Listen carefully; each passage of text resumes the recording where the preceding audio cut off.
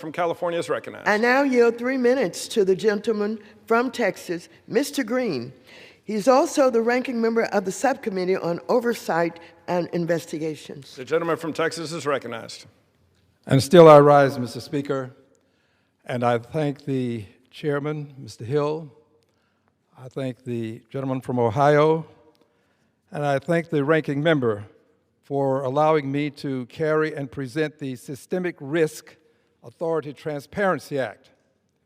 Mr. Speaker, following the failures of Silicon Valley Bank and Signature Bank in 2023, the Federal Deposit Insurance Corporation invoked the systemic risk exception to guarantee uninsured deposits at those banks. Before 2023, the systemic risk exception was invoked but 5 times, all occurring between September 2008 and March 2009. It's important to note at this point, Mr. Speaker, the importance of knowledge of what has occurred in Congress. We call it institutional knowledge. Institutional knowledge is important because this legislation gives us the opportunity to explain why institutional knowledge can make a difference.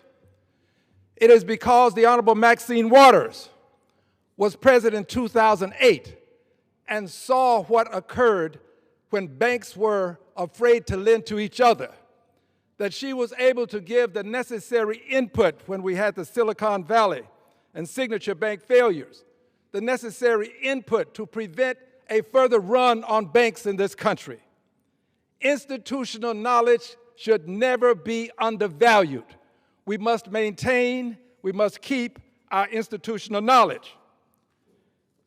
To prevent further panic in the financial system following the collapse of Silicon Valley Bank and Signature Bank, the FDIC chose not to follow the typical resolution process for failed banks, in which a failed bank is immediately sold to a competitor. The Systemic Risk Transparency Act would continue this practice, requiring that for any use of a systemic risk exception, the Government Accountability Office would have to produce the same post-failure report within 60 days of invocation of a systemic risk exception and a more comprehensive report in 180 days. We deserve transparency, we the members of Congress, but the people in this country deserve transparency also.